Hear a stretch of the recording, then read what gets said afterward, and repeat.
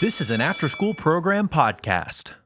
Welcome to the Home Studio Hangout podcast, where we explore what it's like building, running, and working out of a home studio with your hosts, Joshua Matotek, Andrew Simmons, and many guests in different areas of the music industry.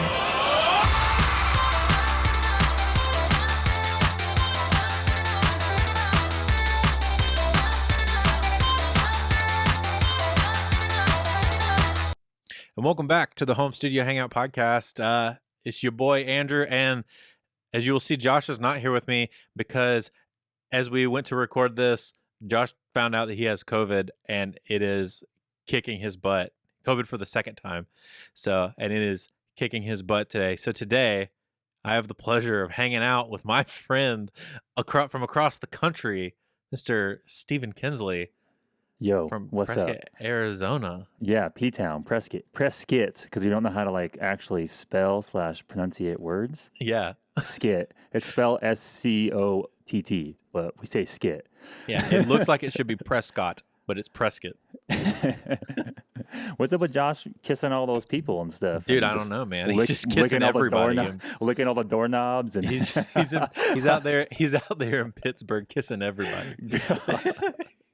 I was stoked to meet him too. I've heard so many good things about him. So I know, man. We'll have to have you on for a part 2 or something that you guys can actually hang out and chat and stuff. I'll just FaceTime him. I'll just randomly FaceTime him, and he's not going to know the number, and he's just going to answer, and it's going to be freaking awkward, and it's going to be great. We can do this. Be like, bro, you missed my podcast episode. Just that's it, bro. Listen. Well, today, I wanted to bring you on because you, of all people, and me and you have had many discussions, and we'll get into how we know each other and all that backstory and everything. But you are the biggest advocate for growing bands and artists that I know. Oh yeah. I think you might be because you preached a bunch of band growth stuff, artist growth stuff for years. Yeah. And that's, you're going through it now with your band, you know? So yeah, I wanted to we'll touch on a little bit of that later, but let's dig into you, Steven. Where were you born? Who are your parents? Can I say first off, congrats on the baby? Oh, thank you, bro. I appreciate that. I love kids. I can get into that too, but just I don't know. He's so freaking cute. Dude, and right? Just congratulations, man. He's a freaking little nug, bro. Kids are the best. So I have 3 of them, so yeah. I love kids. What was the question? Who are my parents? Where was I born? Yeah. So I live in Prescott, Arizona right now, but I was born in West Covina, LA, so California.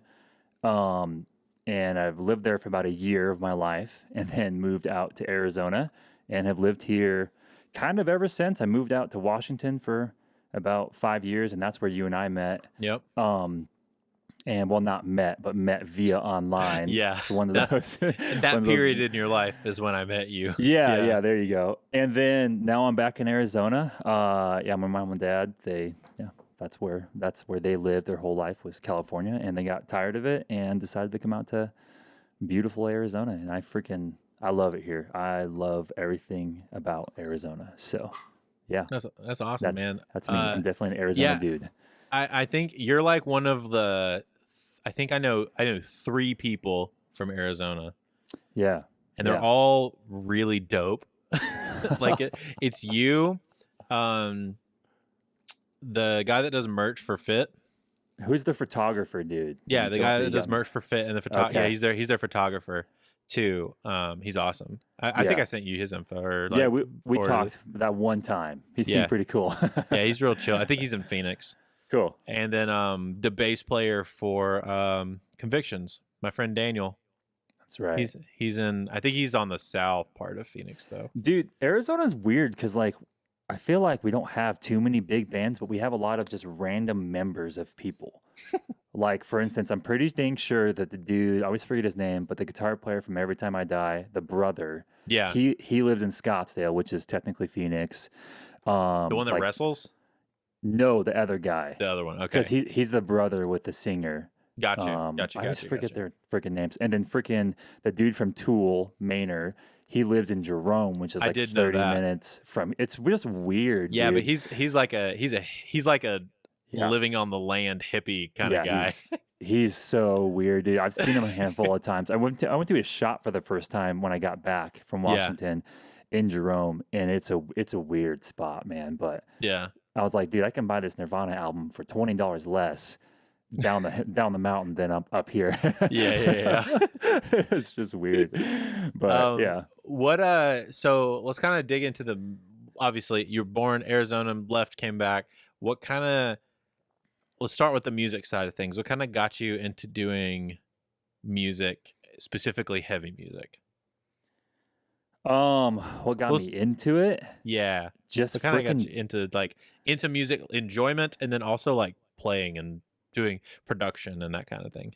Yeah. So what got me into it was I had a pretty awesome youth leader back in church days, and he would literally like our youth group was like 2-3 people, and I was the only one that ever was like allowed to do anything. So he would just take me to all the like heavy rock shows for some reason. Like he grew up like super like listening to heavy music, and then kind of left that scene, became a Christian, and then he still loved the music though. Mm-hmm. And so we were going to all those like Christian metal, For Today, every time not every time I die, Devil Wears Prada, all the good old ones back in the day, and the Solid State Records reign of I mean all of them, man. Yeah. And so I just started going to shows at a pretty young age with him, and then just distortion. There's just something about that like frequency range.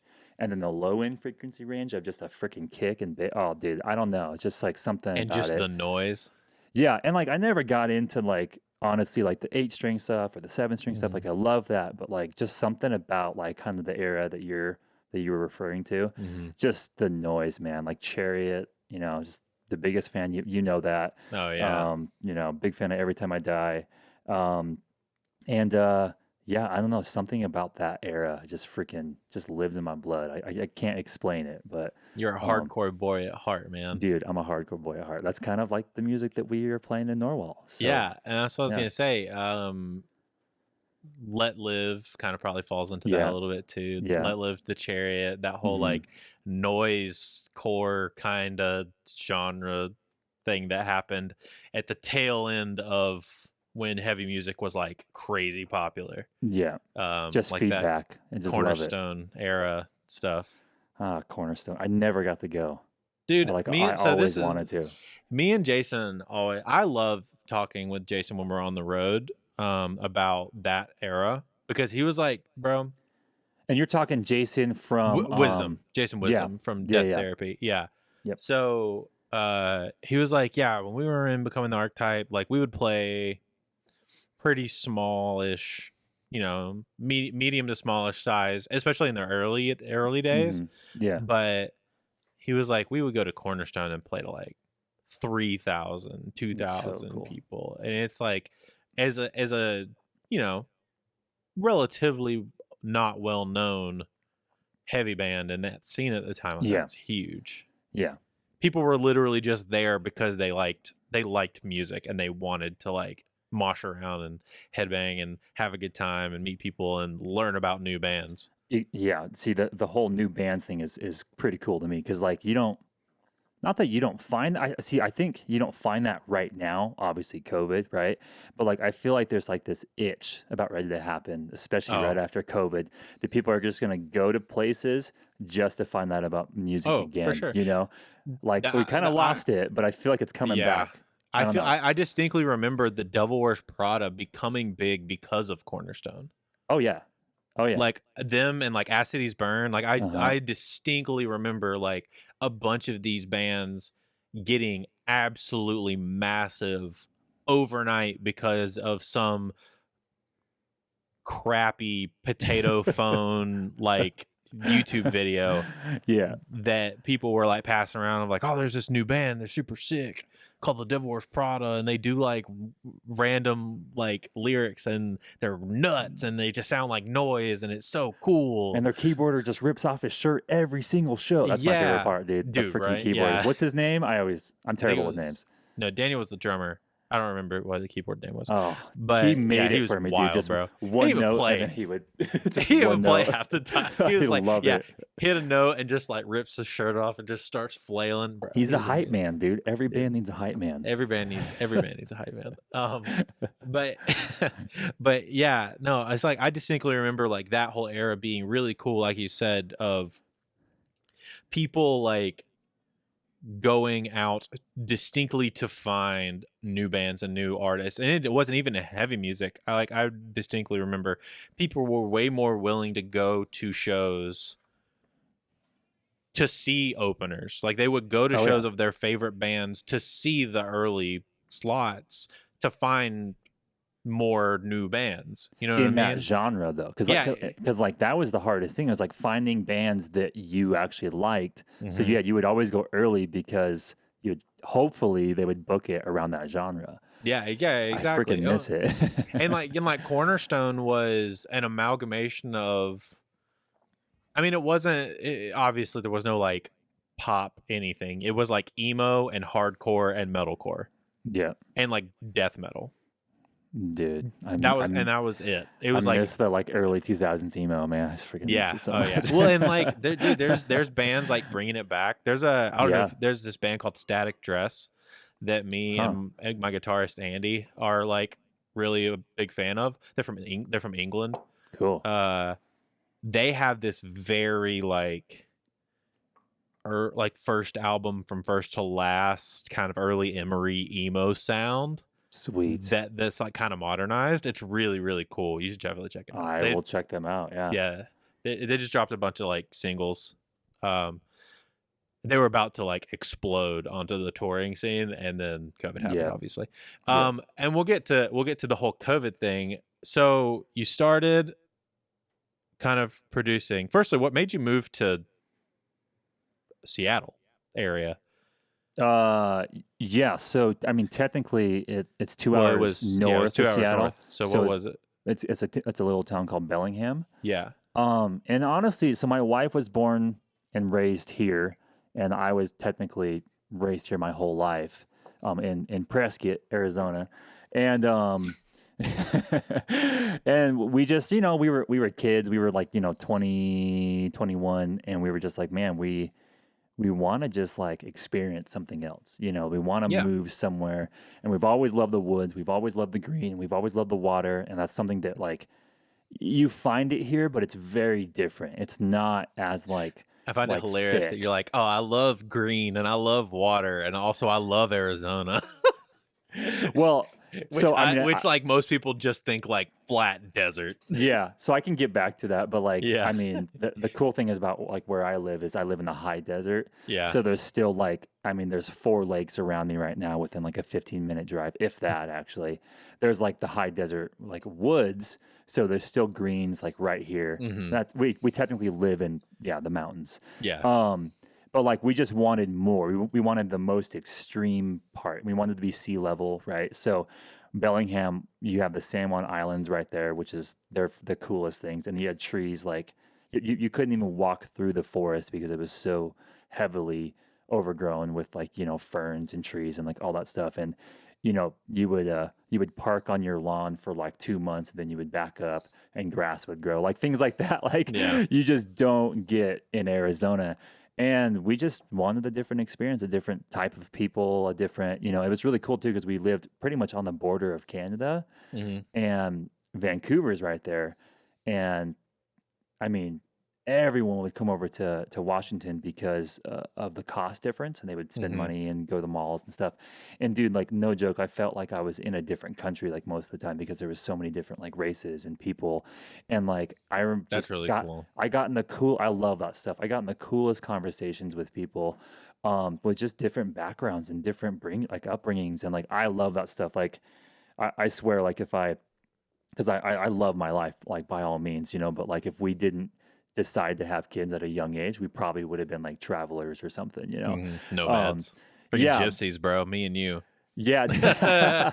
I get like the biggest kick out of like how other upbringings and cultures, and like Mhm. I swear I should know more languages than I do. I only know English. Yeah. Like I have the biggest. I just wanted like learn all that stuff, you know. But so that's what we wanted. We just wanted green, and and also like the music scene up there is insane. Like Mhm. it's really cool. And at that point, I was tired of Arizona because no one was trying to build the music scene, and it was just dying out here. And especially where I was living, and Phoenix wasn't doing too well either. Um, and I was just like, no, I'm tired of it. I want to go to where people have roots, Yeah, right? a Like music hub, dude. I mean, exactly. even living 2 hours north of Seattle, that's still a part of like the music hub of that Oh yeah. area. Well, I would always go down to Seattle, and then, but even in our little town, I say little, it was pretty medium sized. Hmm. We had 5 venues, Oh yeah. and the Wild Buffalo would get like, I mean, it's like a 700-800 cap, and I mean, we had Snoop Dogg, like Yeah. So we had like yeah. people, because like we were in a great spot where it was right on the 5, and everyone coming from Seattle would stop there on the way to Vancouver. Hmm.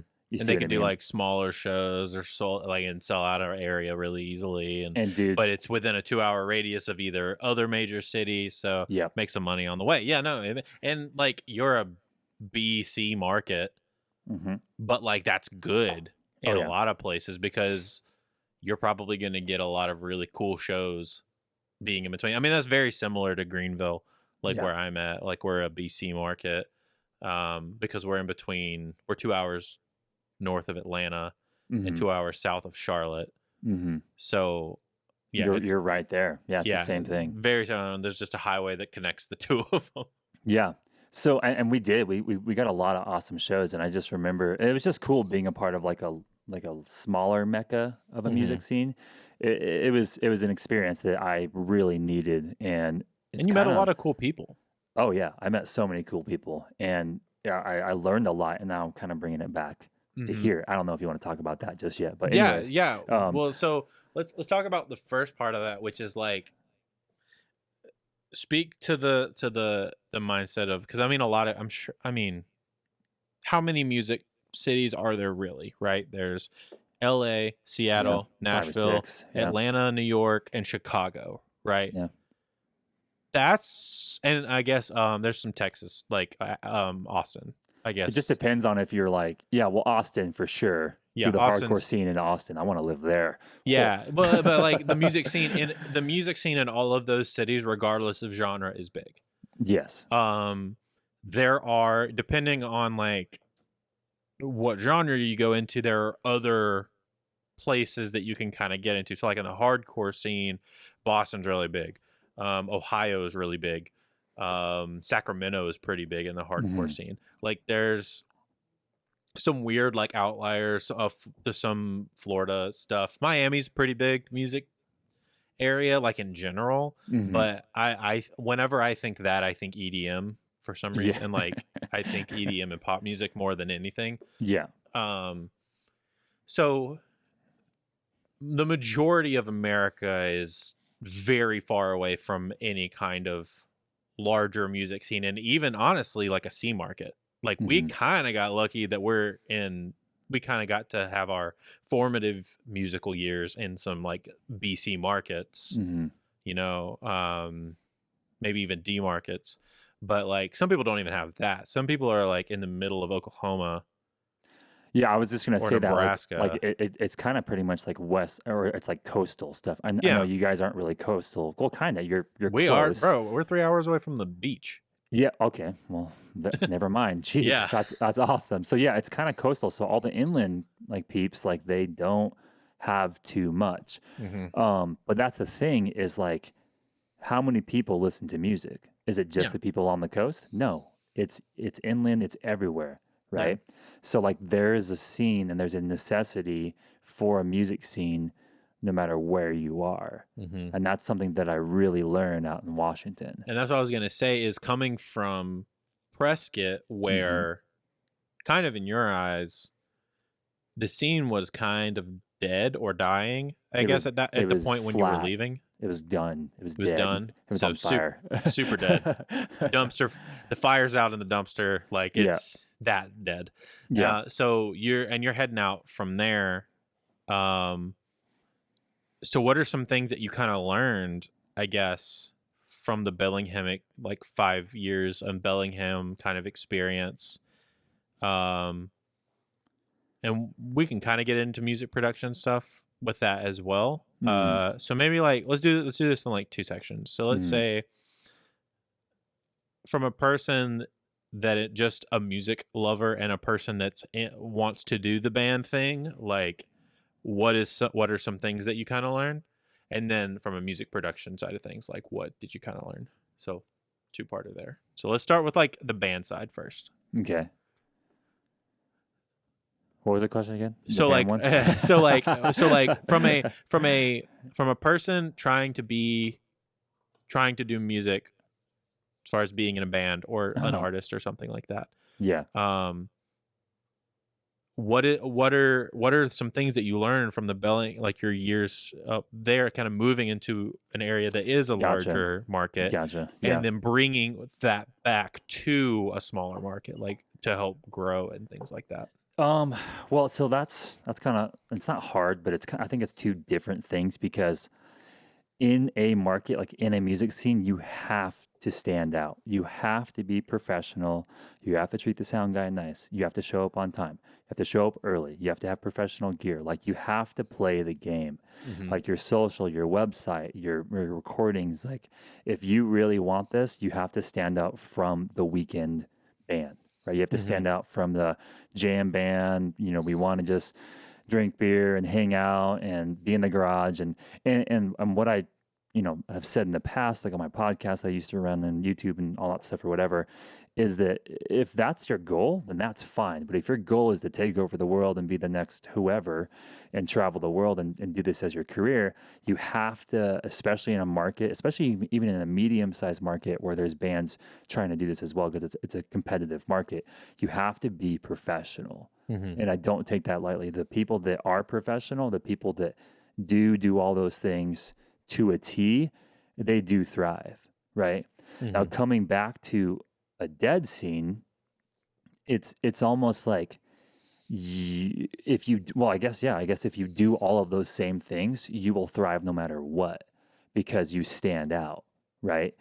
And but your that's focus just kind of shifts a little bit to being more online presence focused rather than being, we need to get a manager and be seen in this market. Because there's 2 different issues, right? There's hey, we just need to be on the stage. We need to open up for the right person. We're in a thriving market. And then there's we don't have a market. There is nowhere to play. We can only play someone's house show only so many times before we don't really go anywhere, right?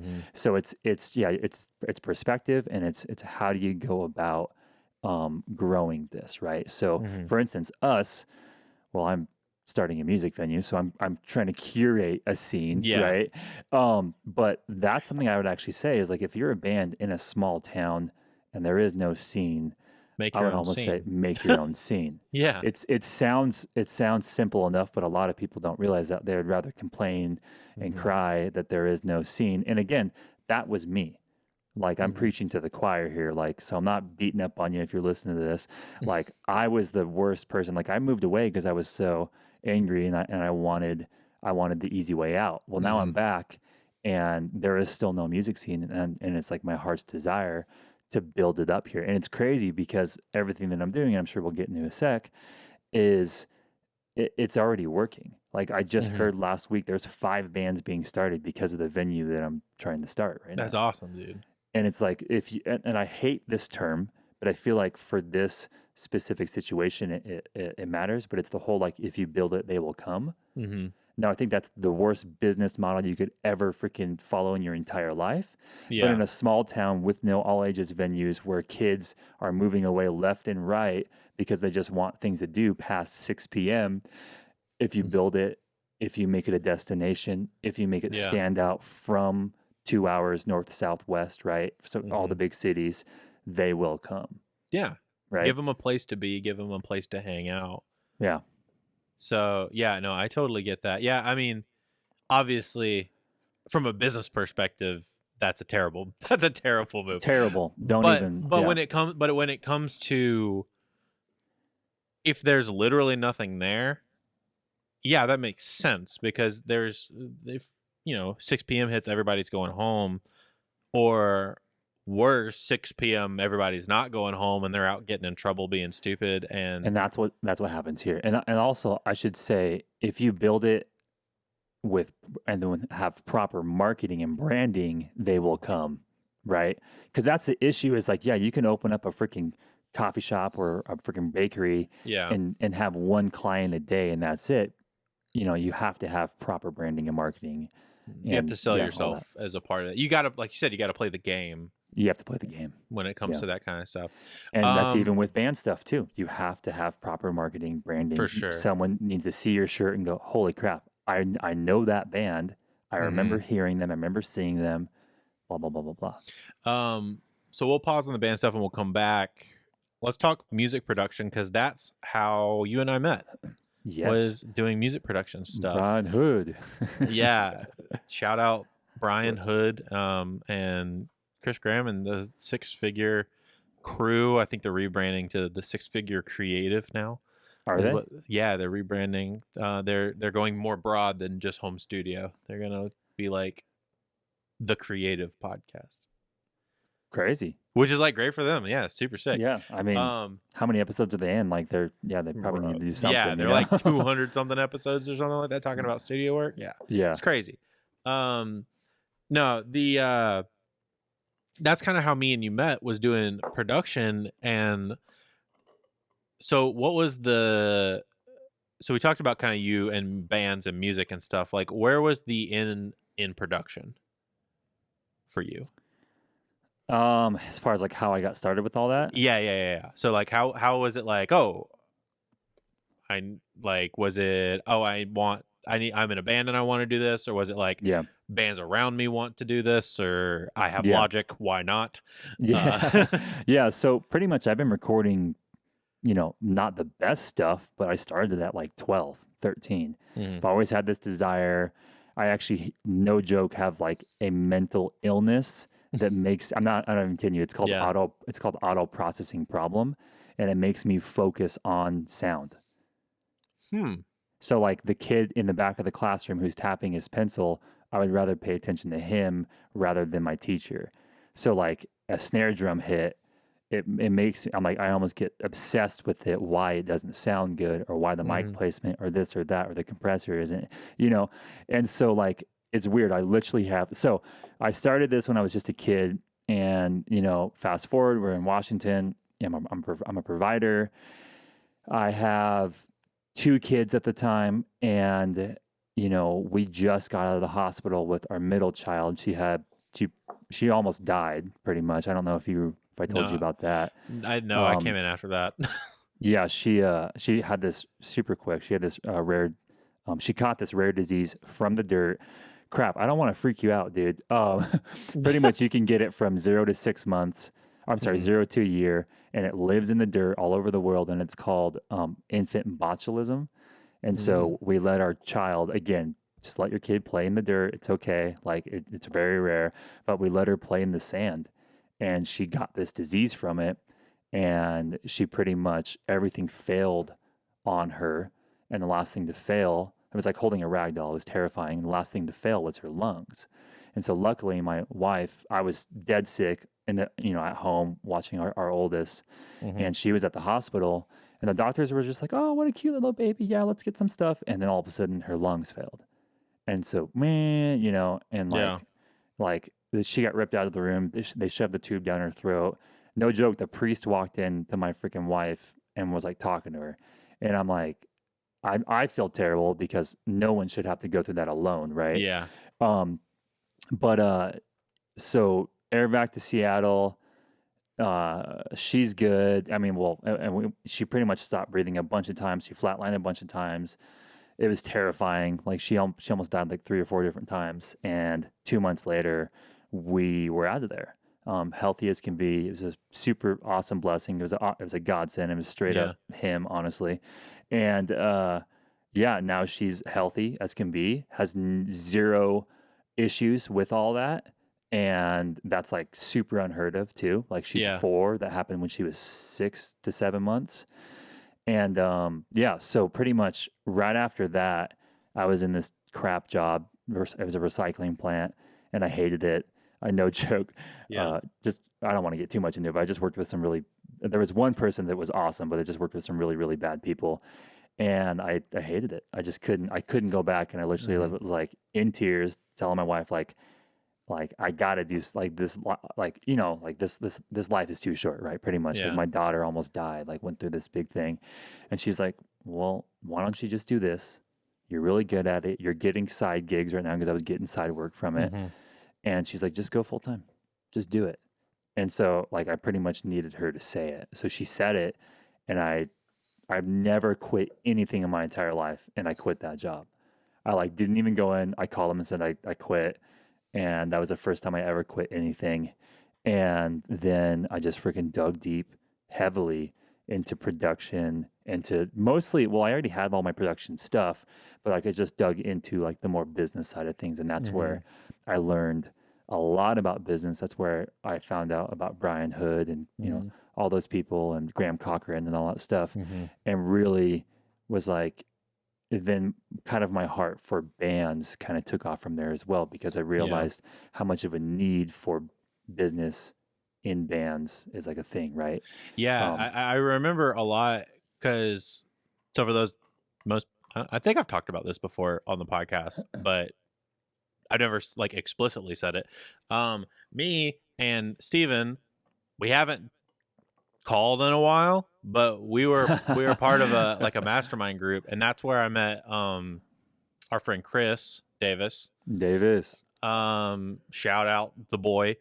Has he been on here yet? Not yet. I'm gonna get him on soon. Man, jerk. He's been Twitch streaming, bro. He's been killing the game Twitch streaming.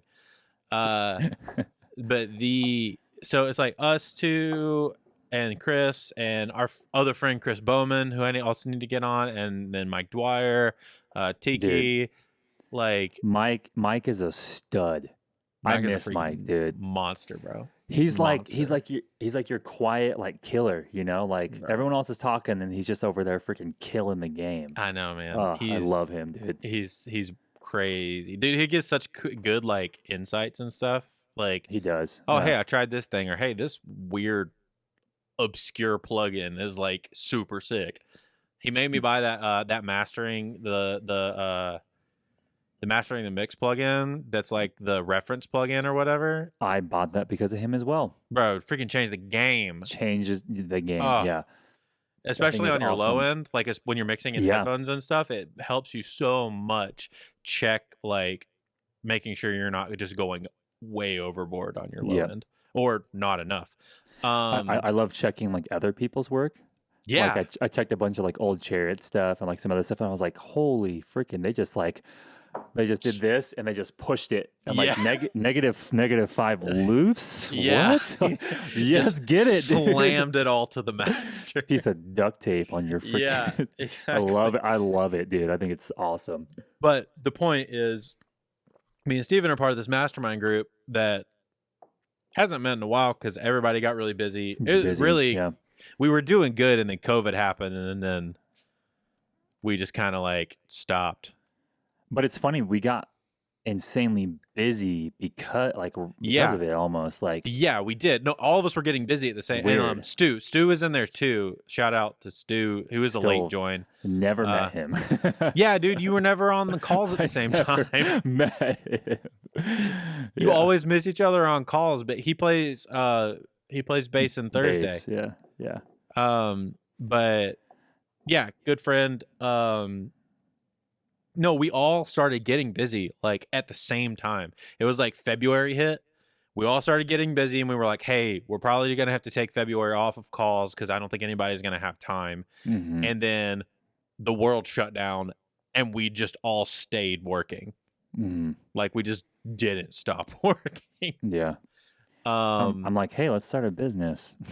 yeah. And then Steven goes, "Oh, hey, I'm gonna start a business the last weekend in February." Like, let's open up a music venue. Oh wait, poor Steven. But no, that's kind of how me and Steven met, was through that mastermind group, and we've called through many a topic and talked through a bunch of different things. And I remember early on, like, that was a big the whole, like, why do bands not know this business side of things thing.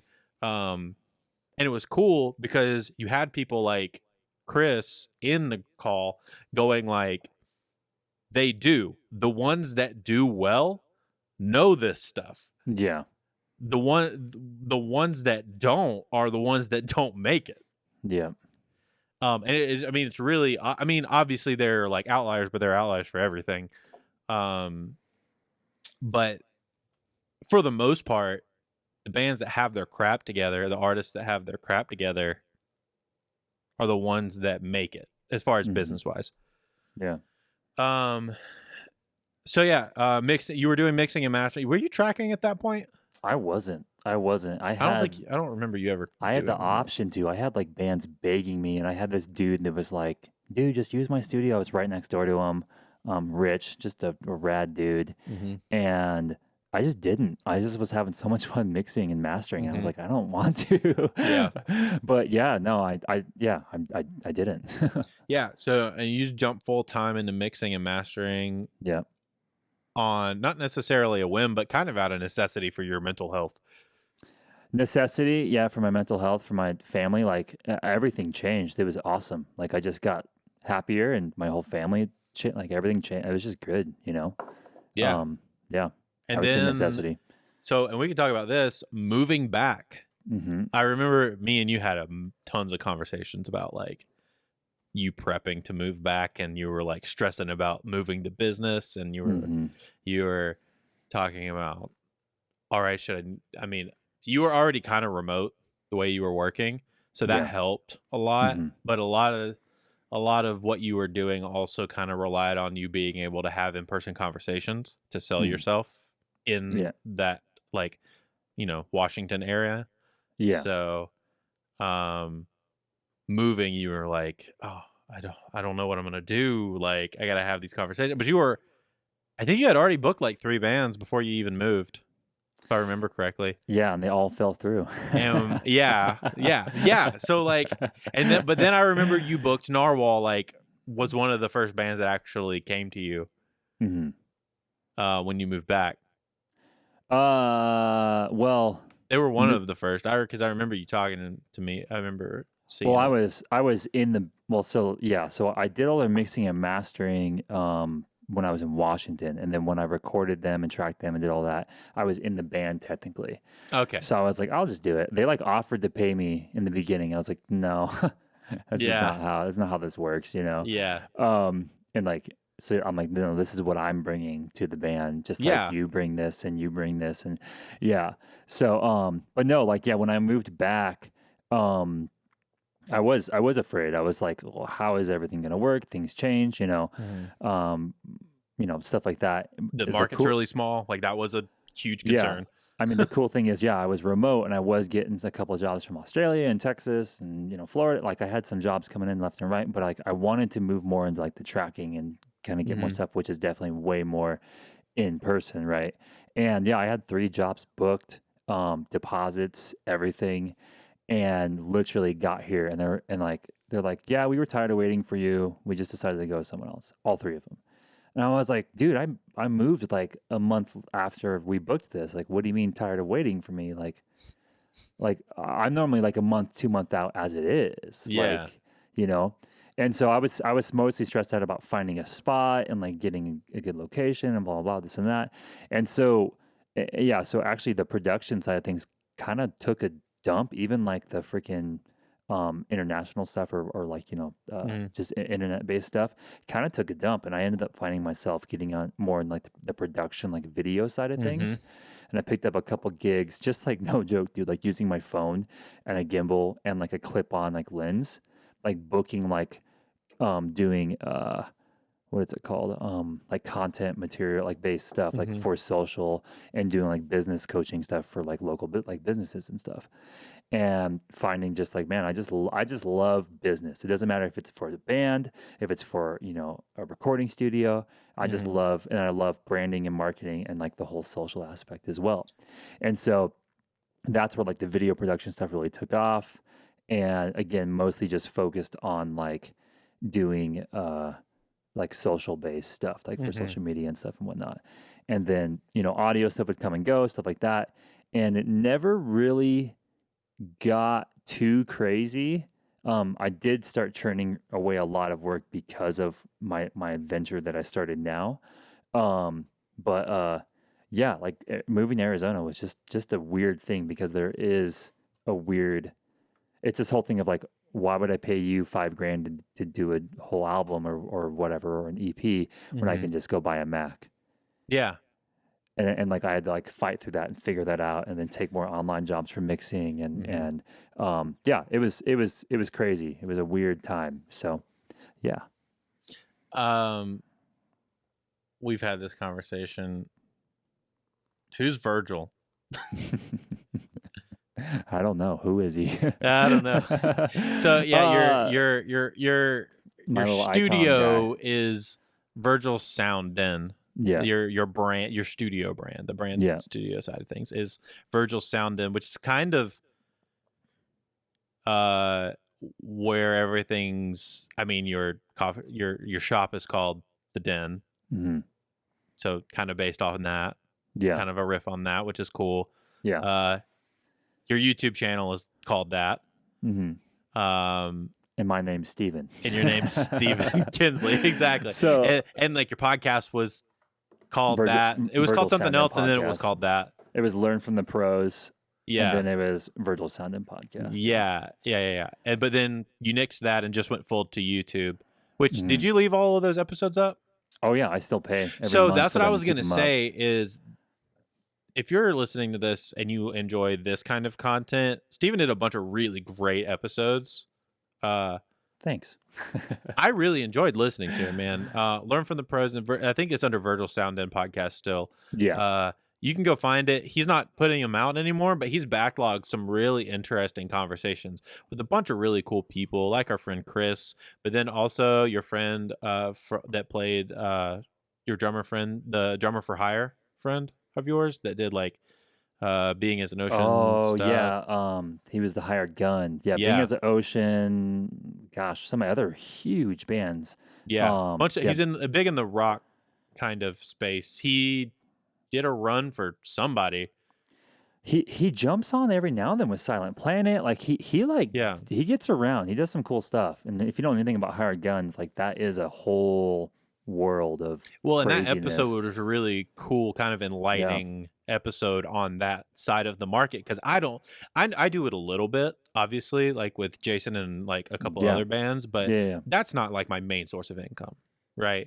Yeah, that is his main source of income. It is wild that like his whole life is wild, just like getting a call and like, all right, set, this is the set where you fly out tomorrow afternoon for a Europe tour. I couldn't believe it. It was some like it's like the rap guys that bring like a live band with them, and that's how it was. Yeah, it was like, hey, learn our whole set within this like 6-hour flight, and then he gets off the plane and has to play it. Like he just like no practice, nothing. Like doesn't even like check his drums. Just gets up there and plays it. I can't even imagine. Nightmares, dude. That is the stuff of nightmares. But that whole conversation was really, really, really cool. And then, some of the conversations that you've had with some of the DistroKid guys and a couple other bands DK, and stuff. Yeah. Harmon. Yeah, the people, man. Those are good people.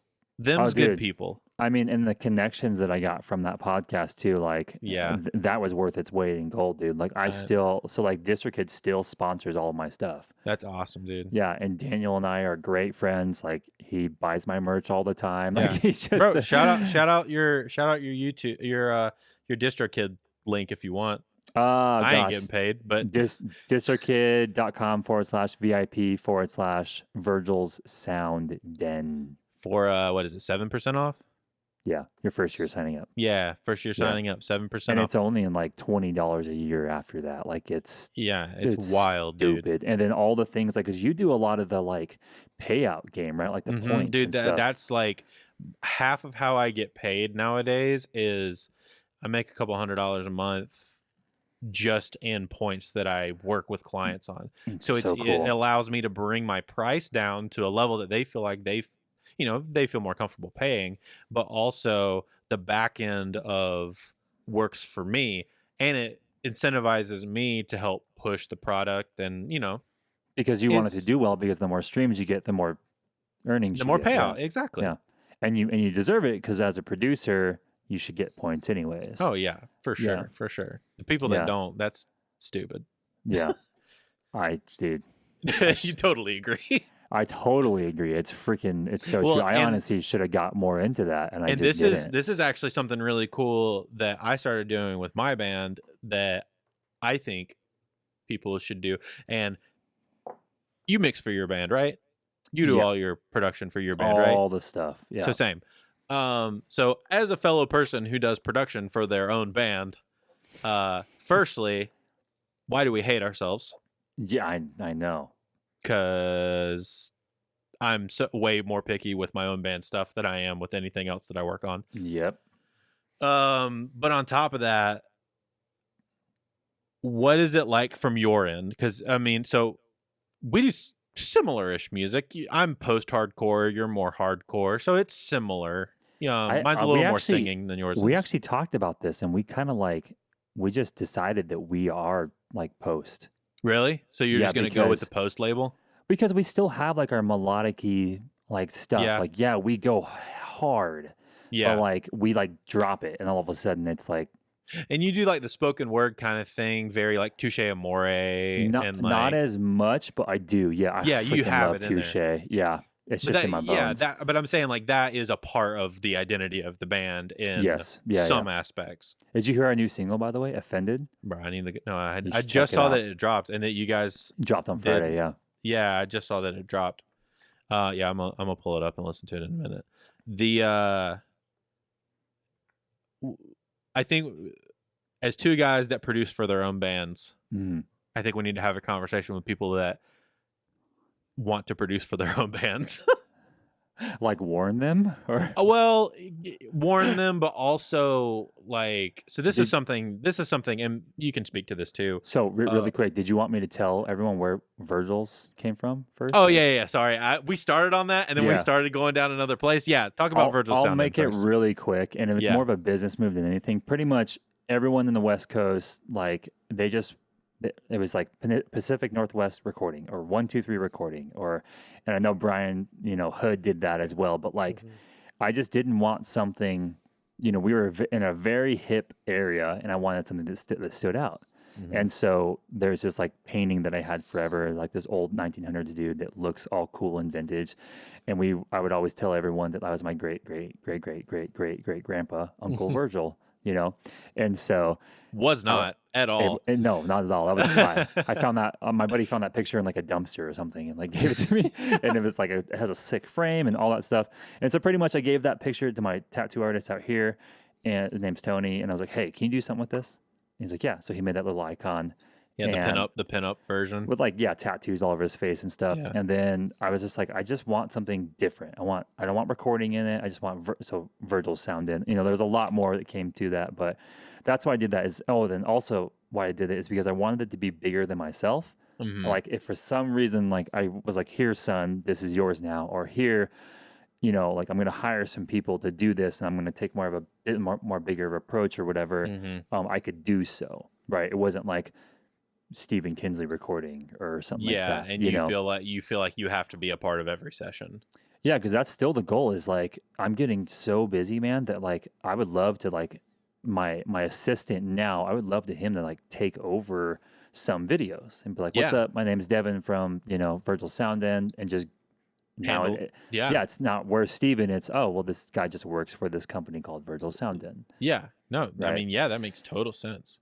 So short and sweet. There it is. That's really cool, and it worked I don't do that because I like being self-branded based on what I do, but it makes sense for what I do because we kind of approach things a little differently in 100%. That sense. You're going for a scalable business, whereas mine is more like self-promotion. Yeah. So it's a little different. No, and most people, like I've heard conversations, I'm pretty sure I've even heard like Brian talk about this, where it's like the route I did is like not the way anymore. It's the way you're doing it because it's more intentional. So when you post content, they're like, it's more relational, right? Yeah. I'm too deep where I can't change it. No, you don't, and you don't need to. I think there's a point. I think there's a point of like, since you started early enough, I think you're good just because you've already grown it to be so big that it's kind of taken on a life of its own. And then people that know of it as that, you know what I mean? And know its relation to you and everything. Yeah, exactly. So yeah, I definitely don't think, I do think that there is a place for people like that. Like I said, I think it's not even intentionality. I think it's like, what's your end goal with it? Yep. So for me, I don't necessarily want to own a big studio. That's not my end goal. For you, owning a big studio would be tight, and that kind of falls in line with your goals as a business, right? Because if you look at bigger studios, they have studio names and then there's an owner. Exactly. Yeah. It's not, this person's name studio and it's $1 million studio. It's, I can't think of any right now. Blackbird or there you go. There you go. Yeah, GAT3. I've mentioned them in Charlotte, or it's the one that Bowman and Goldman work out of. Glow in the Dark. Glow in the Dark Studios. Yeah. It's like that. It's a business. It's a larger than them thing, so that multiple people can work out of the same place, and it makes more business sense in that way. But it is less personal. But I actually think you've done a really good job of like kind of balancing both. Which a lot of people don't have the attention span to balance both, and I think that's why a lot of content. And I think that's why a lot of people say not to do both, is because they assume you can't balance both. But I do think that if you are like you and I run content for like 5 different things. Yeah, it's so do you, and you run content for yourself, for the video side of things that you do, the audio side of things that you do, and the band as well. The coffee house, yeah, and which is about to start gearing up even more as stuff starts to open back up. So that's Virgil's. that's Virgil's sound in for you. So that's Steven's like business entity.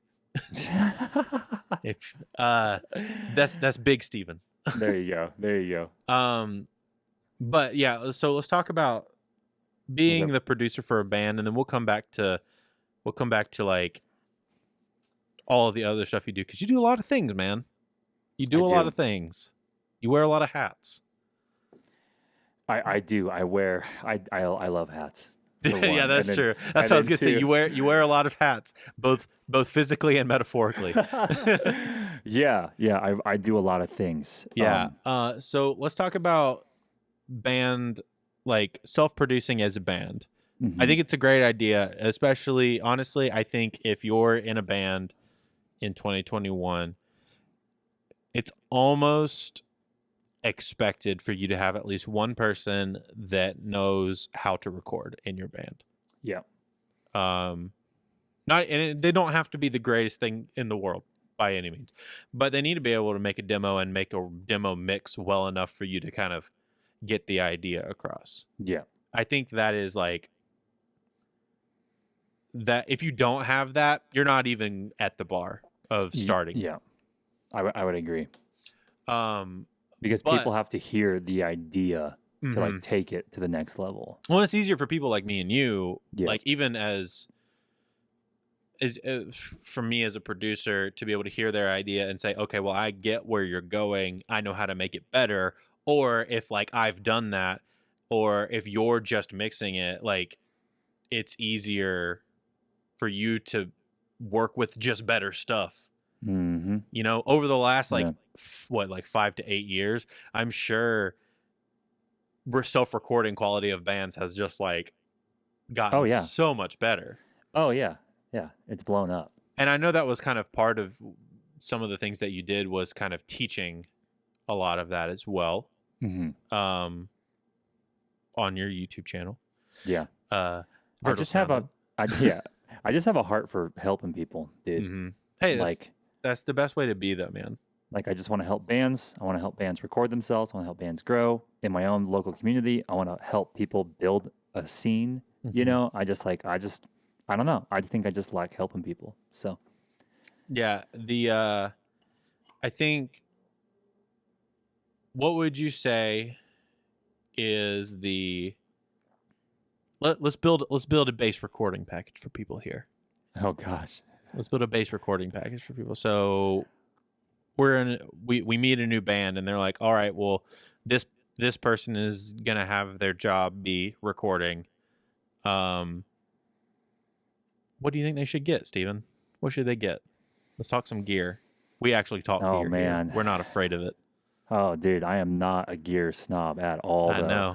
That's the issue. I know. Oh man, what was something that you started with too? We can start with that. I mean, you have to get your foundation right. You have to get a good computer. Oh yeah. And so what I would say is don't get a desktop if you're in a band and you're just doing your own stuff. I would say get a laptop. I love Macs. I'm sorry. Same. I do. Yeah. Okay. Cool. And I would say build it, right? So at least a terabyte SSD. I don't know what 16 gigs of RAM. Yeah, I run 16 gigs on mine, and I run 250 plus Pro Tools channels. So yeah, same here. I'm right around that same. Yeah. Yeah. I mean, they have the M1 that just came out that is so sick. It's an 8-core. And if you're using Logic, it works even faster. Yeah, so I'm a Logic guy. So I would just say, again, it's a $200 program. You don't have to mess around with anything else. So I would say computer, build it. I would say, so my whole point about a laptop is now you can take that on tour and you can run that off of your backing tracks and do all that stuff and blah, blah, blah. So it works twofold. It works as a recording option, but also as a live backtracking option. Exactly. And then you can work on projects pre-pro on the road as well. Logic, because it's Mac-based product, and I have used it on so many projects, and haven't found anything wrong with it. It still bounces everything 32-bit, 24-bit, and does everything whatever you want to freaking do. And then from there, I mean, some good pre's. I mean, that's the thing. Like, are you recording your own drums? Are you MIDIing the drums? What are you doing? I mean, I would assume if you're in a metal band, you're doing MIDI drums, you're DIing guitars, you're probably gonna have one of these. Yeah, I would say definitely. SM7Bs. Yep, it's so cheap for what you get, dude. Yeah, it's so cheap. Are you using a cloud lifter on yours? For yells and screams, I don't. Yeah, you don't need it for that. And actually, no joke, I have mine right here, and it broke like a year ago, and I haven't bought the new one. Nice. Even right now, like. Are you using what interface are you using? My UAD. So I got compressors going, and so maybe that's why. Yeah, probably. So yeah, I would probably say like the Cloud Lifter. Do you like the TNT ones? I haven't used that one. I've used the actual Cloud Lifter, the CL one, the blue one. I think that you have. So if you're doing cleans, I would say Cloud Lifter. If you're doing yells and screams and all that stuff, you don't need it. And even if you're doing not singing and stuff, you don't really need it. Like if it's just for demos, crank the gain, it's fine. Like a little buzz isn't going to kill you. I mean, but if you're just doing demos, I don't even know if you need this. Like, fair, you might not even need this. If you're sending a 57 or a 58 would be fine. I'd say 58. I hate when people do vocals on 57. It's the frequency, right? Yeah, that's fair. But like, if you're sending it off to get mixed, I would definitely purchase an SM7B. Like no doubt about it. For sure. Yes. And then I don't know, man. As far as like an interface goes, like if you're doing MIDI, then you don't need a big crazy interface. if you're doing drums, that's the hard part. I would almost, if you're doing real drums, I would hire out someone in a studio to do it, because it's not just getting a good interface. You have to have, I mean, like I actually was looking at you're using Proco as well, right?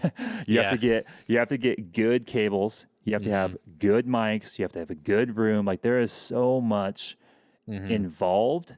Now, if you're just doing MIDI, I would look in the Superior Drummer 3. I freaking love that program. Even just the stock sounds. I know Get Good Drums, they do great stuff too, so you can look at them. I'm just not as familiar with them. On Bose Room Sound Kit.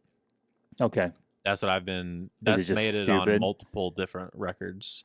Cool. Yeah, because it's got a snare that I just love the way the snare sound is like.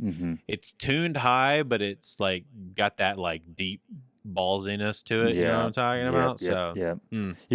So either way, I mean, I think Get Good has more options, especially if you're going after like specific, like I want my matte periphery, whatever. Like I want Bose, I want this, I want that. And then, gosh, if you're doing DI, just go straight in. Just what get a interface? DI. I would say get a DI. Even just like a radial passive DI just cleans up the signal just a little bit. Yeah. Because it just negates a little bit of buzz and stuff here and there. And then what interface do you like? Because I'm running my UAD. It's the Apollo Twin. I'm using the Apollo Twin X. Okay, but they're just that's the hard part. I mean, mine was like 1,100. So yeah, I got mine for 700. Okay, so they're a little cheaper. Mine's a Duo, but I honestly, me and Bowman did some tests. I have the Apollo Twin, and he has a Lynx Hilo for mastering. Oh, there you go. And so we ran it up against both of those, and if I wasn't bought into the UAD system, the Focusrite Claret line is unreal how clean those pre's are. And you can buy a 2, so if you buy the TI2 or whatever, the 2-channel version of the Claret, it comes with 4 outs, which is enough to run backing tracks off of. Oh, look at that. So you can have a really good backing track interface to run multiple things out of. I recommend 2 channels for main track, 1 channel for click and guide and reference track going to your drummer, and the other channel for all of your 808s, so your 808s don't duck the rest of your track. Or if you're having a supplementary guitar, so like if you're playing gent or something like that, and you only have 1 guitar player, and you want to track like a rhythm guitar while you're live is the lead or reverse, you can have a dedicated line just for that. Yeah, that's crazy. So, routing. Yeah, that's a whole nother conversation. But honestly, it gets you through that stuff. As far as an interface and it being so capable for doing recording and then taking it on the road, like, and it's only $500. Yeah, it's crazy cheap. They're cool. For what it is. They're really cool. Yeah, I'd probably honestly I recommend that to most people that are starting out, unless they just know that they want an Apollo Twin for some reason, or they just know that they don't want that, which I don't know why. Like he and I tested. He said he would master. He said he uses a Lynx. So Chris Bowman uses a Lynx Hilo to masters a bunch of my stuff. He's like, yeah, I'd master on this all day. It'd be fine. And like, I love Chris because it doesn't, like, a name and a price point doesn't matter to him. Nope. I mean, it shouldn't matter to anyone. No, but it especially doesn't matter to him. Yeah, he's just like, I don't care. It sounds good. Let's do it. Yeah, let's freaking work. Yeah, that's Bowman. Love that dude. Yeah. But then like the pre's, he was like, they sound as good as the Twin. The only thing you don't get is the ability to track with like stuff on it without it using your CPU on your computer. Okay. Like the UAD stuff does. Yeah. But like I don't really use that, and a lot of people don't. So you can definitely get by. You can get by. For $500 honestly, you're talking about maybe $2,000 for an amazing package right there. A computer, a great interface, a great mic, and a DI box. And seriously, just get your hands dirty. Start recording everything. Start YouTubing everything.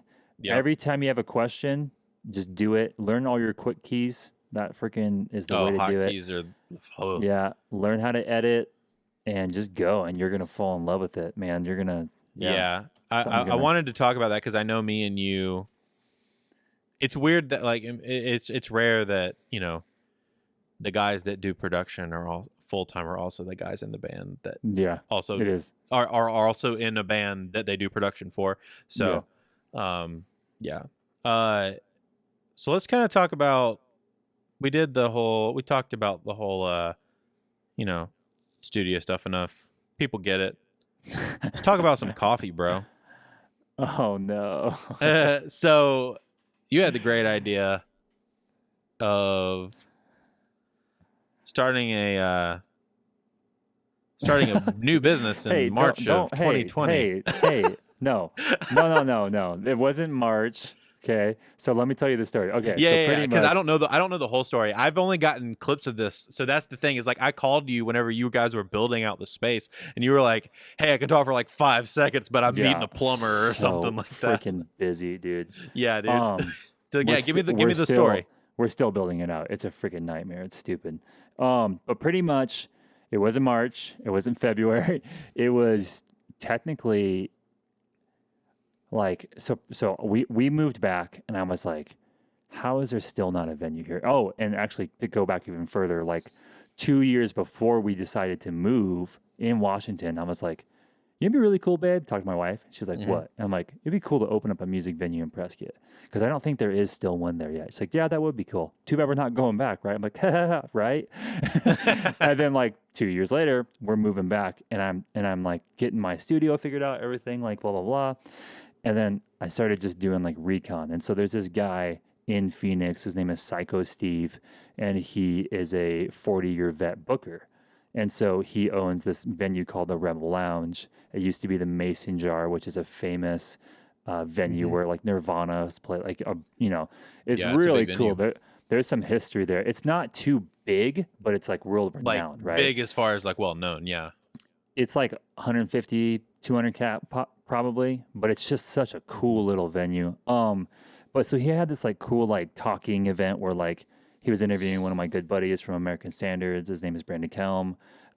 And then it was like they're doing like this panel stuff on like a Tuesday night. It was like half off beers, all that stuff. And I waited there for like 3 hours because it was super long. And remember, it's like midnight, 1 a.m. and I still have a 2-hour drive back, right? And so I waited and waited and waited. He got off stage, and I just like beeline for him. And I was like, hey, I'm thinking about opening up a music venue in Prescott. Any advice would help. He like instantly rolls his eyes because everyone and their mother wants to open up a music venue. Like we all know that, right? Yeah. I'm going to open up a music venue. Like it just is like, it's whatever, right? And he's like, figure out how to make money on a Tuesday at 11 a.m. and then walked away from me. He said, you should open up a dive bar, and then walked away from me. And so I went, okay. And that makes sense because when's a music venue open?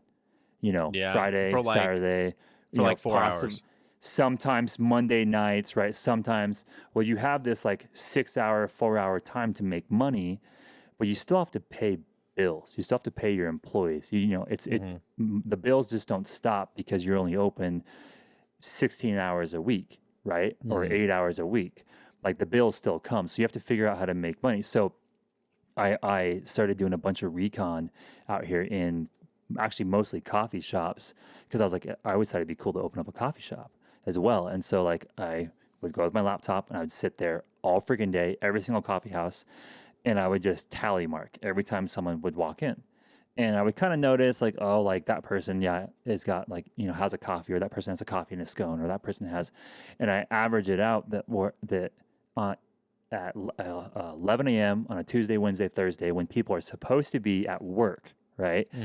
Anywhere from 80 to 120 people an hour are coming to these coffee houses and buying a $5 drink, buying a $4 drink, buying a $6 drink and a scone. You see what I mean?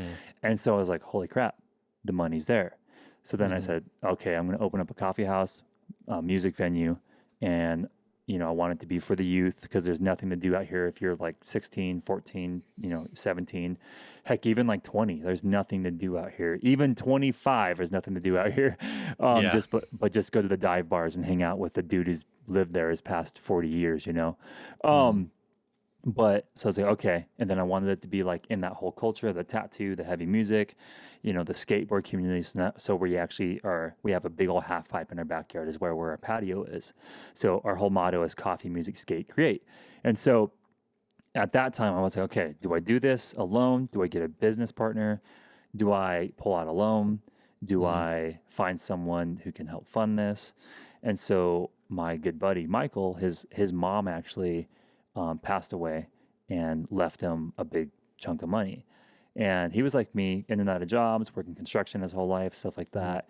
And his back was going out, and he just was like, dude, I need to do something else. So no one knew about this. Like my wife knew I was doing recon and stuff, but no one knew about this. And I told him what I was doing, and he was like, let's do this. Like, let's freaking do this. Like, I'm going to give it some thought. Yeah. I'm going to pray about it. I'm going to talk to my wife. But I'm pretty sure I'm in. So we met up a couple weeks later. And again, this is still 2019 at this time, right? Yeah. Or no, I think it was just started 2020, right? And he's like, cool, let's do it. So we started looking for buildings and started doing all that stuff. And February 15th, we signed the lease to our building. Poor guy. And then, like, no joke, dude, like the next day we're like hearing little things about COVID. And then like 2 weeks later or a week later, we're like, oh, tours are getting shut down. Oh, restaurants are getting shut down. And then March, everyone knows, like beginning of March, world's done. And then it's attacking food and bev, which we're a coffee house, right? Yep. And then it's attacking entertainment, which we're a music venue. And so from then on, we just kept on building out. We kept on doing our thing.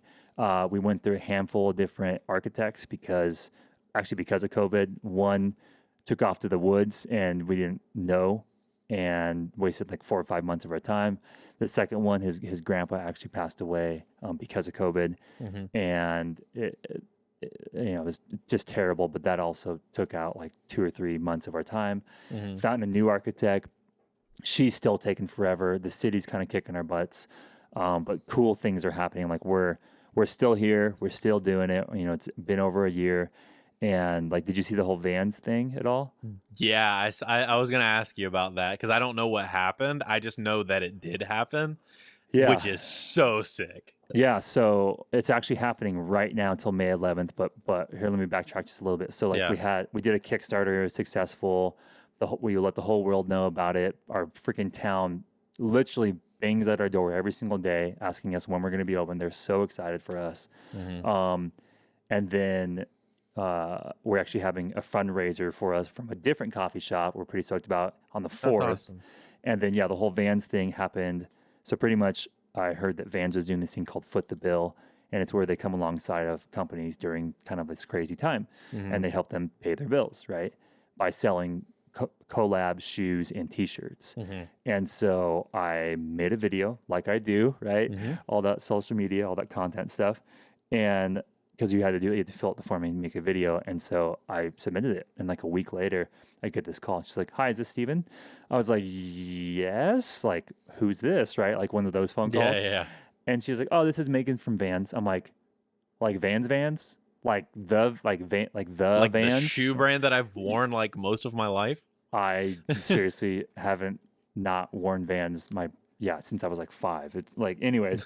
and she's like, yeah. And I like literally like didn't know how to talk on the phone after that. I was so like, this is like my dream come true, right? Like to work with Vans, to be a part of Vans, to have your own Vans shoe with your logo on it was my dream, right? So we designed a shoe, we designed a shirt together, and it's up for sale until May 11th, and pretty much all the net. So all of the profit comes straight to us. So they still have to pay their employees and all that, which totally makes sense. But all of the profit comes directly to us, and then we can take it and we can do whatever we want with it. And so, yes, we're going to pay bills and, it's definitely going to help us out, but we also want to, our main thing is we love giving back to our community. Mm-hmm. So we're going to do this like big skateboard giveaway. I think we're going to do like a race from like across town, and then we're going to have a huge grand prize and stuff like that. So yeah, that's what we're doing. We're still not open. We're still trying to open. The space, the bits of the space that you've shown me just via video and stuff like that, dude, it's so sick. Well, and you can see more of it too if you our Instagram is probably the best place to go to. Like we have a website, we have a Facebook, a YouTube channel, all that stuff. Actually, you should check out our YouTube channel because we did all those like pre-recorded sessions. Did you see any of those?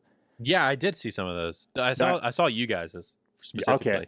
Yeah. Dude, that was fun. And then Orion's amp died. So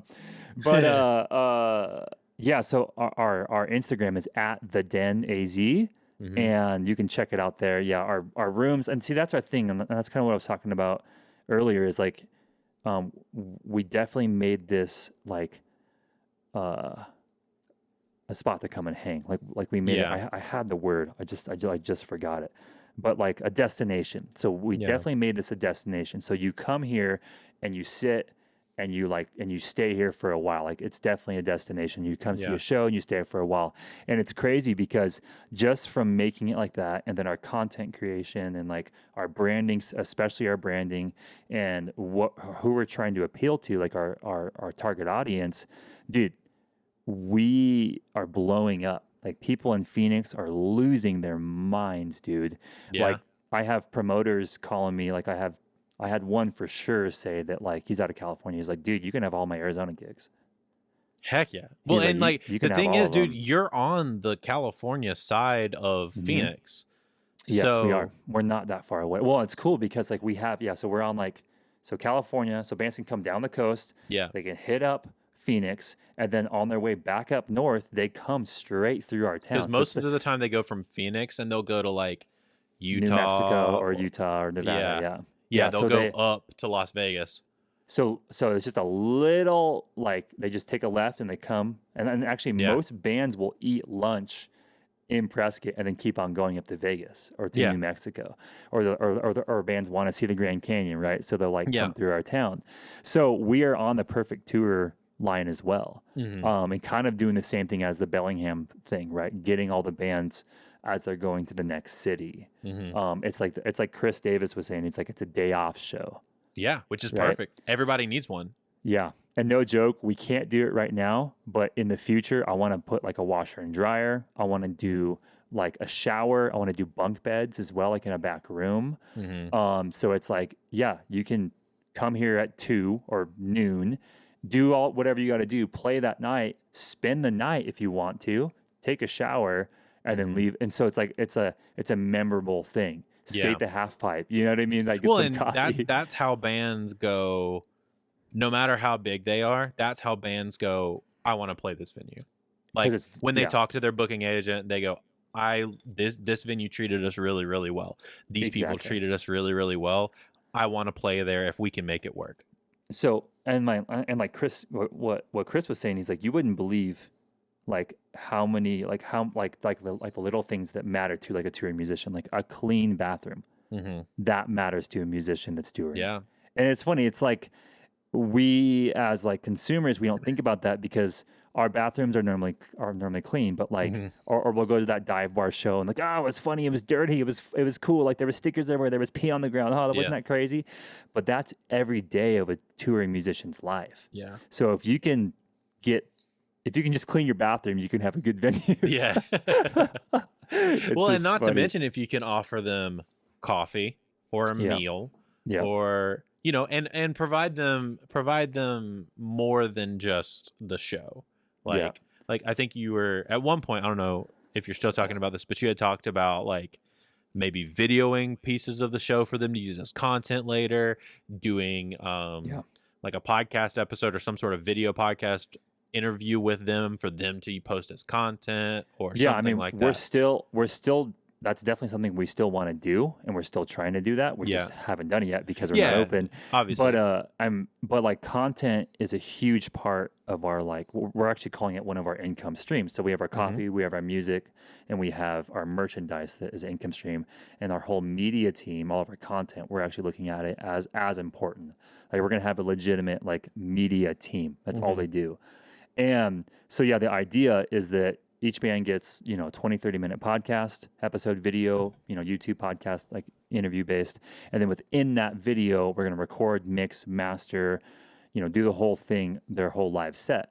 So video, like cameras in the pit, cameras on the stage, drum cams, everything. And now what that does is the band that came from Seattle and played our little owned 150 cap music venue in small old Prescott, Arizona, now they share it. And now we're known in Seattle. And now all the guys out in Seattle, they see the sick YouTube video, and then they either subscribe or they see our sweet merch at the bottom of the YouTube. You see what I mean? It's this big rolling factor of now this is becoming online sales. And now we're making money, not just locally, not just brick and mortar, but now via the internet. Yeah. Right. And now also we're helping the bands out as well by giving them content and giving them value, because value is everything. For sure. And now bands want to come back and play here. And now bigger bands hopefully will want to play, even though they just played a 2,000 cap. Well, they want to play our 150 cap as well. Yeah, and that's something really cool, and something you don't think about also is like, so your place could, like Chris said, is like a potential day off, like stop, but not so, like if it's a 4-band bill, right, you got a headliner and like a co-headliner and like 2 smaller bands, right? Well, sometimes the headliner and the co-headliner are like, yeah, we're just gonna take the day off, but then the bottom 2 bands might be like, well, we can go play a show somewhere. Yep. We can grind it out, and you can be that location where like they might be doing like 2,000 cap rooms with the headliner that they're with. Like they might be, on tour with A Day to Remember and just be blowing out huge venues. Yep. But then, on this stop, this really cool intimate show gets to happen. And you never know what'll happen at that. Like you might have the whole tour stop, and only the 2 bands, the first 2 bands might be the only ones that play, but the other bands might be there, just to hang out. Like that might be a cool situation for the, the people that are there, or, you as the owner might be able to like have a good conversation and provide those bands, even though they're not playing, with care and like, absolutely. Just being able to be a dope person to them. There's so much opportunity. It's crazy, and that kind of just goes back to why I'm doing this in the first place. Is I just want to help people. I want to build a scene, and I want to do something that's a need in this town. So it's like, you need a shower, you need a place to rest really quick. You're not playing this, but you're on tour with these guys. Yeah, come on, let's do it. It's just building relationships, which are not as apparent in this time of day. Right? We don't build relationships anymore. And like, that's like my whole business motto. We don't build relationships. Everyone's trying to network, bro. Yeah, dude. Everyone's just networking. No, you follow me first, and then I'll follow you. Yeah. No, you follow me first. God. Oh man.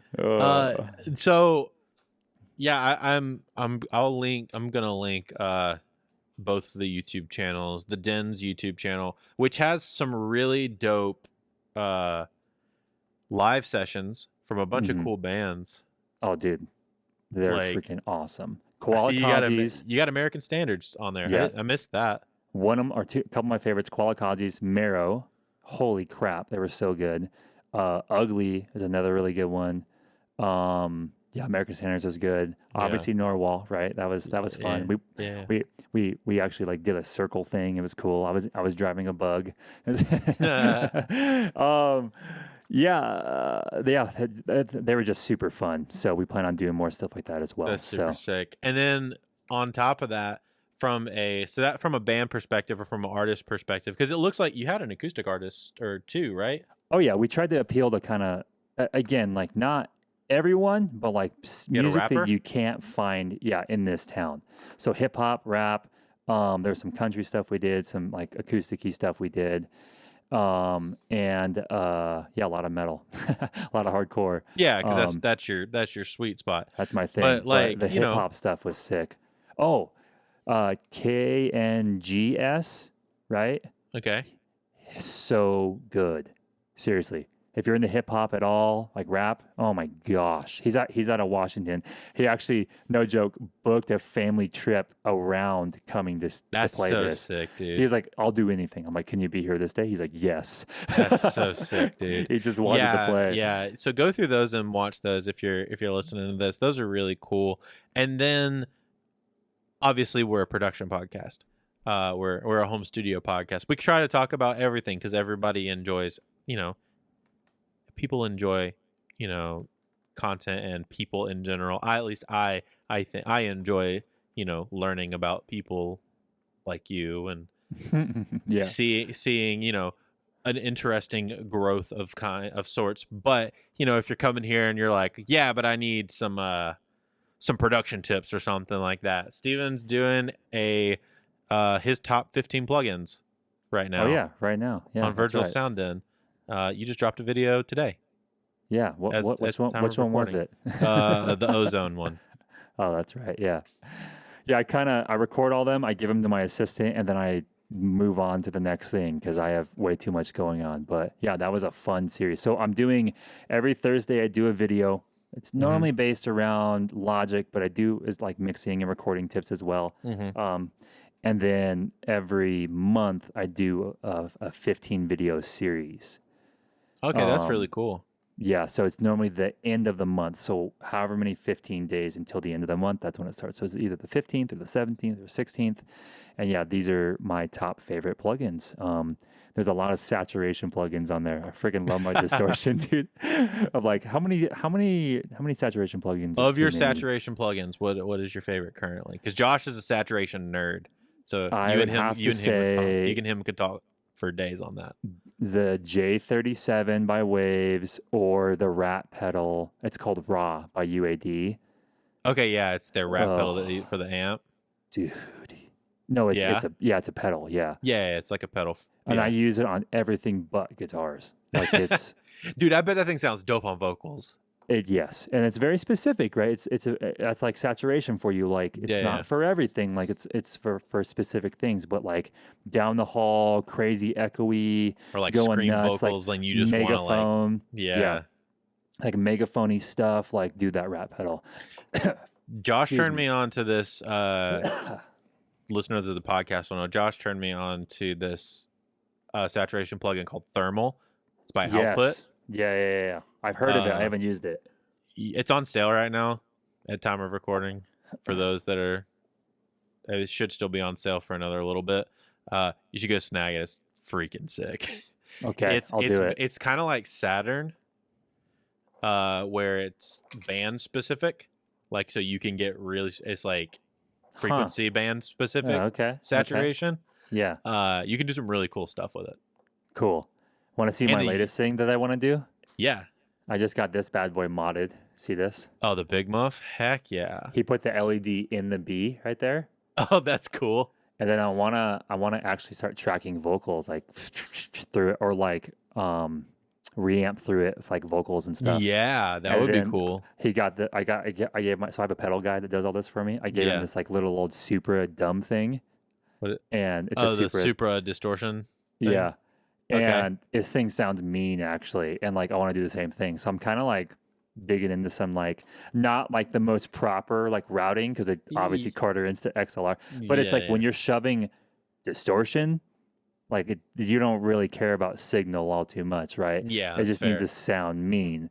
And so I'm excited to see what this does through my UAD with compressors and the Pultec and the Yeah. freaking and like just have some fun freaking because again like a lot of the bands like that come to me like doing the weird stuff Mhm. and I love when a band There's just something to be said for like just having fun and experimentation. It's my freaking favorite. You know what I dude. mean, man? Yes, Like, it's my I favorite. think people get lost in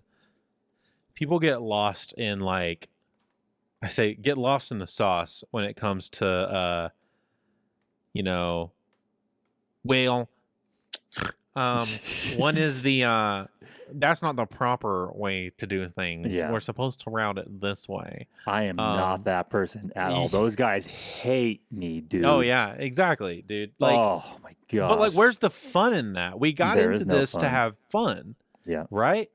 Like, why not track a synth through some crappy plugin that costs $3 and then send it out and just send it through a bunch of pedals and just try a bunch of stuff and see what happens when we flip the switch. You know what I mean? Well, dude, I'm not gonna lie. Like, I was very creative in the beginning, like when I was playing guitar and all this stuff, and then all of a sudden I became an engineer, and I was like, oh, well, you got to be snobby. You have to do it this way. When you And get the- very and the analytical. more- Yeah.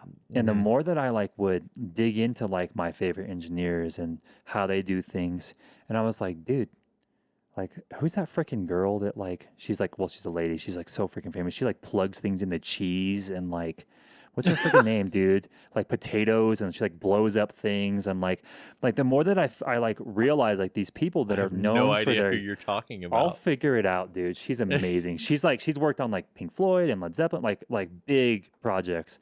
But like, but like the more and more, my whole point, the more and more I would look into these people, like the way that they got, you know, famous or big or whatever, it's just they just did whatever they wanted. There was no rules. That's one of my favorite things to say on my YouTube is that on my YouTube channel, there is no rules when it comes to recording.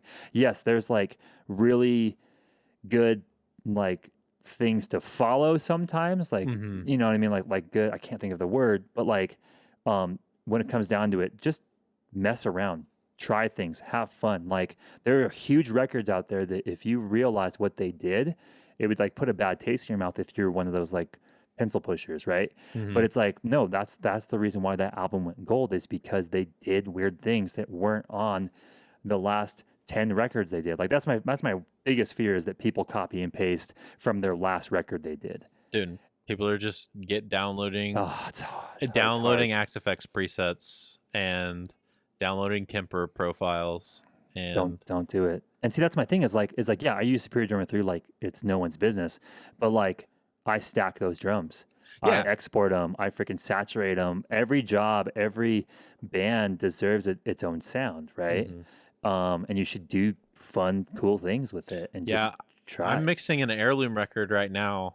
Sweet. That me and Chris Davis worked on together. It was really fun. I got to go up to Baltimore and we got to hang out. That's and cool. we got to co-produce a record together. I saw some stories. Dude, yeah, it was really fun. I was jealous. So I'm mixing that record right now after, months of working on it, which is nerve-wracking for me because he and I are both very like particular. Yes. Yeah.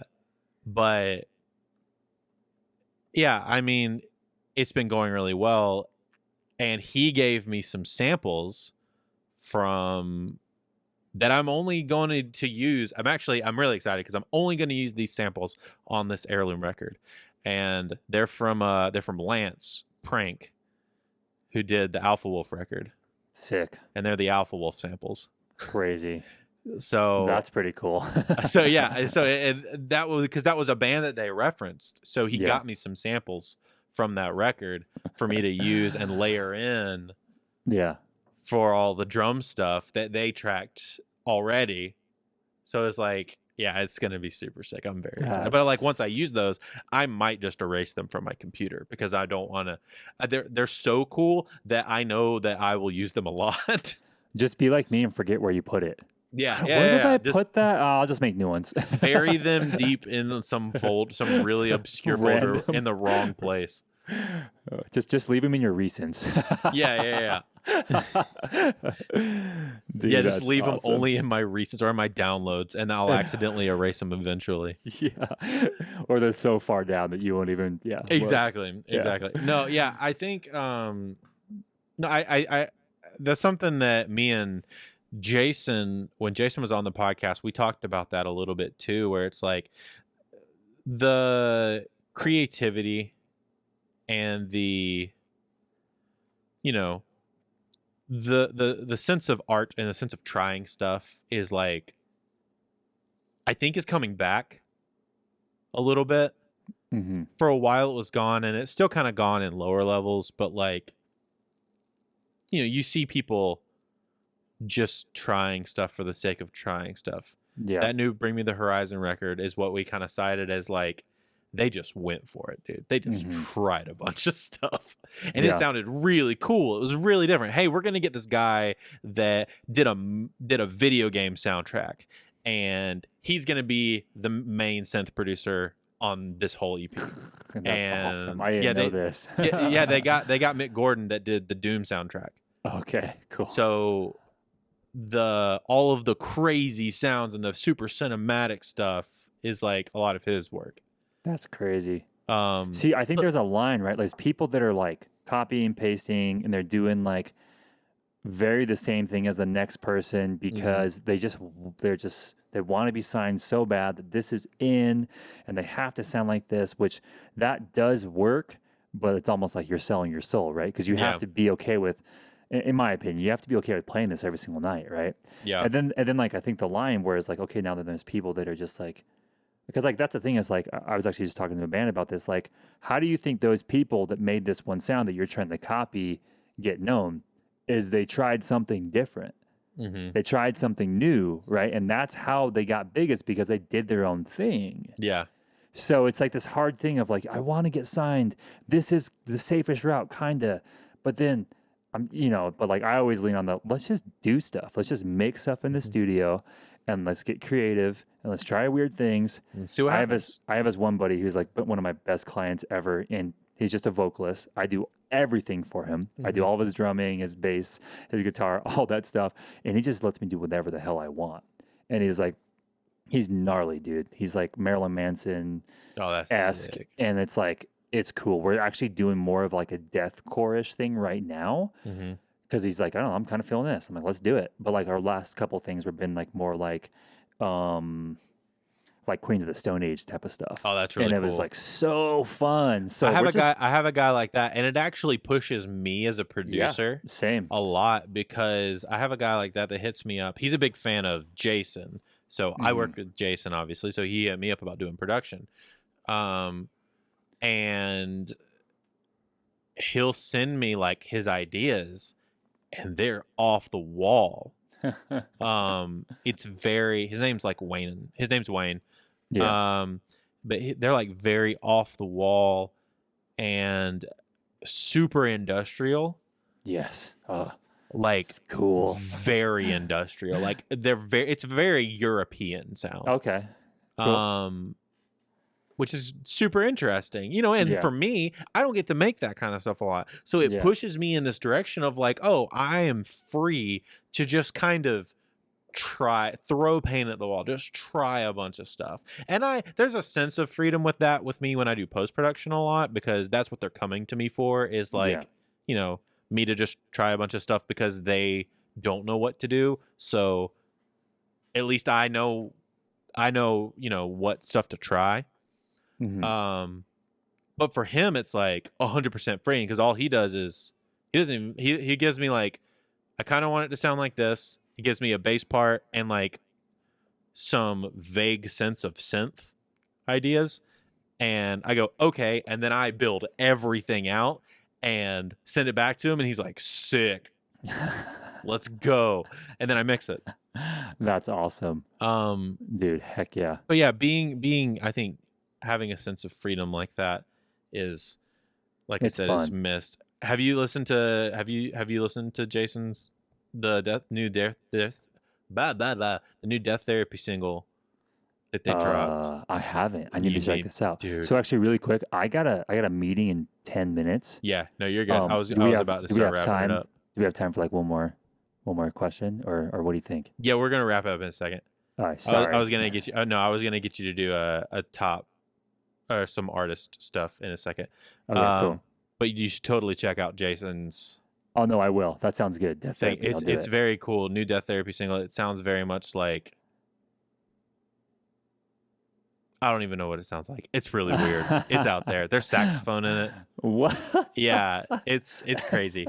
It's industrial and it's got saxophone in it, and it kind of sounds like, I don't even know what it sounds like. It's very hard to explain. Anyway, check it out. It's really cool.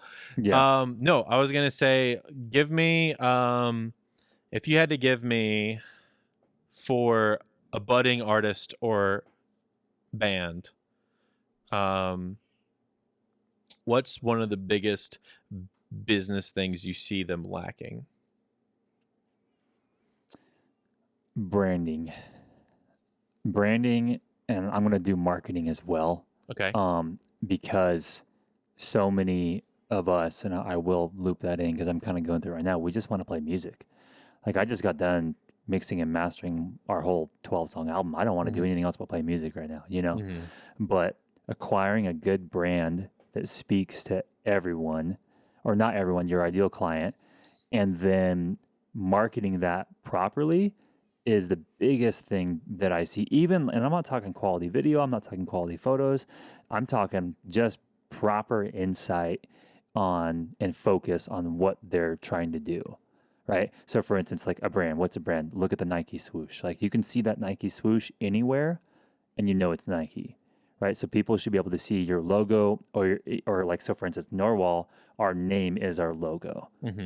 And so so we have branded that, and we have branded with the color orange. So when people see this, they know what band that they're listening to, what band that is, blah, blah, blah.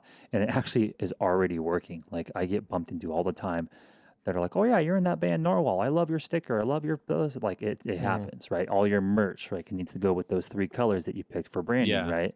Or your fonts, blah, blah, blah. And I will actually say that this is something, if you're listening, is a very appropriate for not just bands, but also being a producer or trying to own a studio. This is very good, you know, a good information across the board. Yes.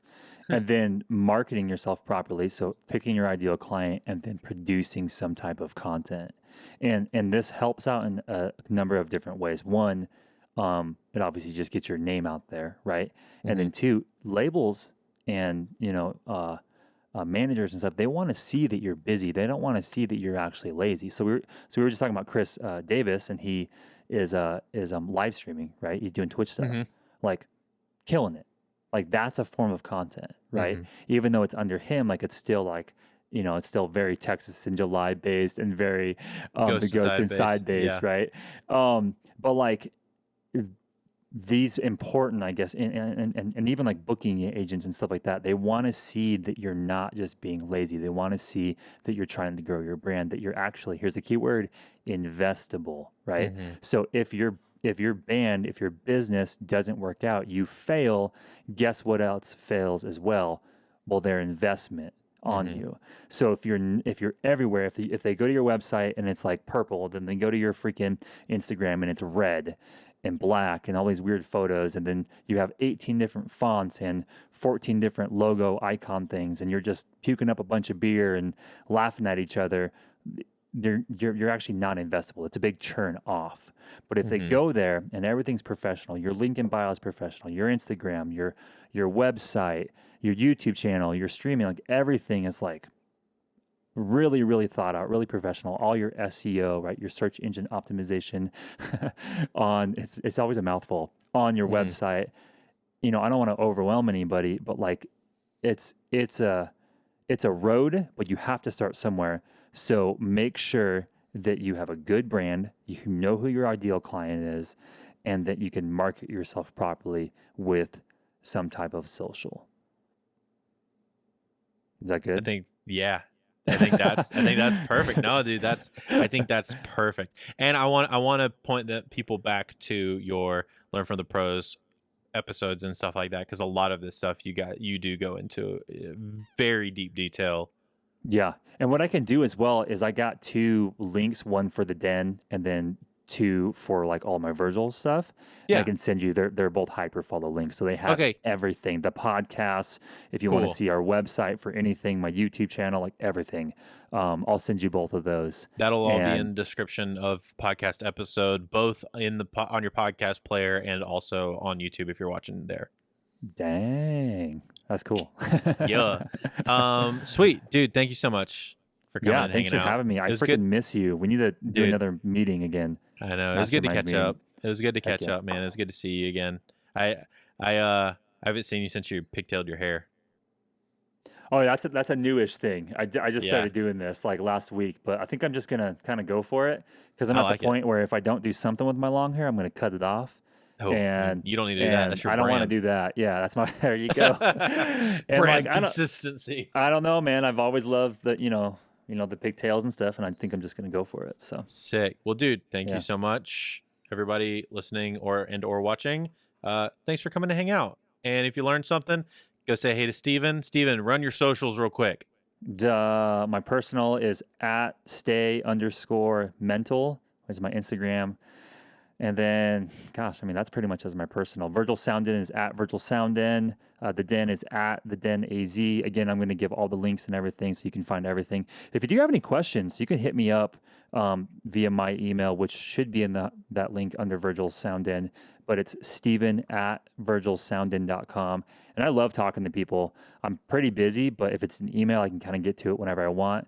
So either DM me, email me, whatever. And Andrew, thanks for having me on, dude. I loved it, man. It was awesome. Dude, thanks so much. And that's it for this episode of the Home Studio Hangout Podcast. Thank you so much for coming to hang out with us today. If you'd like to find any of the links to all of the stuff that we talked about today, you can find it on YouTube. Just search Home Studio Hangout or find it on the After School Podcast YouTube channel. All the links for everything we talked about will be in the description of this episode. Thanks again for checking us out. If you aren't subscribed, please go ahead and subscribe to us on your favorite podcast channel. Leave a review if you gain some knowledge or learn something from what we talked about today. It helps other people find us and maybe even grow a little bit more. Once again, thanks for coming and hanging out, and keep on creating.